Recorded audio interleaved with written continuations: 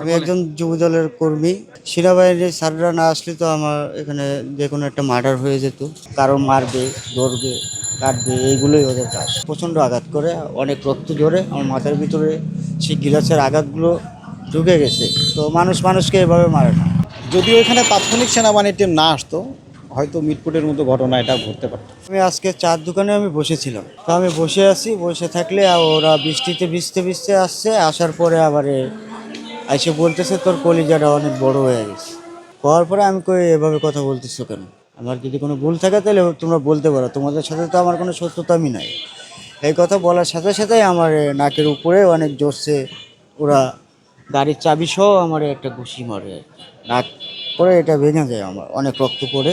তারপরে আমার মাথা চেপে ধরে ওরা, হাত দিয়ে ওরা দুই বন্ধু ধরার পরে আর ওই যে মামুন ও আমার এক গ্লাস নিয়ে একের পর এক মাথার উপরে আমার আঘাত করে এখানে।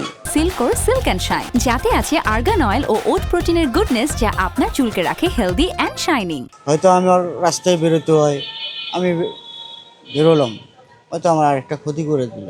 আমার সাথে ওই যে শত্রু, ওই যেদিন মাদকের অভিযান দিয়েছিল, আমি পাশে দাঁড়ায় আমি কথাগুলো শুনছিলাম। শোনার পরে ভাবছে যে আমি ওই সাথে আসছি, কিন্তু আসলে তো আমি ওই সাথে ছিলাম না। আমি কথাগুলো শুনছি, এটা কি আমার অপরাধ ছিল? তারপরে ওরা না জেনে না শুনে ওরা আমার গায়ে আজকে আঘাত করলো। এইভাবে আমার প্রচণ্ড আঘাত করে, অনেক রক্ত ঝরে আমার মাথার ভিতরে সেই গিলাসের আঘাতগুলো ঢুকে গেছে। তো মানুষ মানুষকে এভাবে মারে না। আসলে যে যে প্রকৃত মানুষ, তারা কোনো দিন হাজার অন্যায় থাকলেও তারা কোনো দিন আইন তুলে নিতে পারে।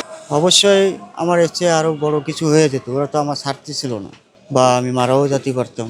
এলাকার ওই যে মাদকের বিষয়টা, মাদকের যে অভিযানটা দিছিল, পরে ওদেরকে ধরছিল না, এলাকার লোকজন মুরব্বীরা আর কি, ছেলেপিলে নষ্ট হয়ে যায় তো, মানে ওদেরকে একটা সতর্ক করে দিছিল আর কি, জানে সেনে ওরা নেশা করে। ঠিক আছে, হ্যাঁ, ওরা জড়িত আছে। ওরা এলাকায় যত অকরণ চাচ্ছে সব কিছুই ওরা করে। ঠিক আছে, ওদের কোনো কাজ কাম নাই, সারাদিন ওরা এগুলোই নিয়েই থাকে। কারো মারবে, ধরবে, কাটবে, এইগুলোই ওদের কাজ, আর কোনো কাজ নেই। ওদের কিছু ছত্র ছায়ায় কিছু বড় ভাই আছে, তারাই ওদের নেতৃত্ব দেয় আর কি। মামুন ছাড়া আছে হইলো মাহিন আছে। মামুনে বেশি আঘাত করেছে সবচেয়ে, ওই হইলো মেন গডফাদার মামুন। পরে ওরা আমারে ধরে রাখছে আর ওই একের পরে এক আমারে মারছে আর কি।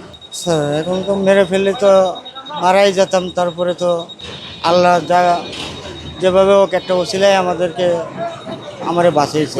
হ্যাঁ, ওখানে আমার অনেকজনের ধরতে গিয়েছিল, কিন্তু ওদেরকে ওই জায়গায় অনেক লোকেই ভয় পায়। ঠিক আছে, ফুটপাতে ওখানে ওরা অনেক হুমকির দাম দিয়ে দেয় মানুষকে, ওদের কাছে সবসময় ছুরি মুড়ি দেখায়, দিয়ে এইভাবে ওরা মানুষকে বহুতভাবে রিপ্রেজেন্ট করে। এলাকার অনেক মানুষ অনেক সময় ওদের কারণে হয়রানি হয়, অনেকজনে অনেক কথা বলতে পারে না।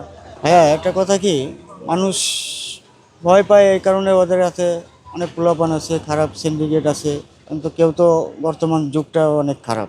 ঘটনাস্থলে তিনজন আসামি যখন ভিকটিমকে বেধড়ক মারপিট করছিল, তাৎক্ষণিকভাবে সেনাবাহিনীর টহল টিম ঘটনাস্থলে আসে। সেখানে সেনাবাহিনীর টহল টিম ভিকটিমকে উদ্ধার করে এবং একজন আসামিকে গ্রেপ্তার করতে সক্ষম হয়। আমার মনে হয় যদি তাৎক্ষণিক সেনাবাহিনী ঘটনাস্থলে না আসতো, তাহলে হয়তো আমাদের আরেকটা মিটফোটের সম্মুখীন হতে হতো। এখানে পূর্বশত্রুতার জের ধরে মারামারি। এখানে ভিকটিমকে যখন রাস্তায় পায় তখন আসামিরা তাৎক্ষণিক তাকে আক্রমণ করে। ঘটনাস্থলে তিনজন ছিল, একজনকে গ্রেপ্তার করা হয়েছে, বাকি দুজন পলাতক।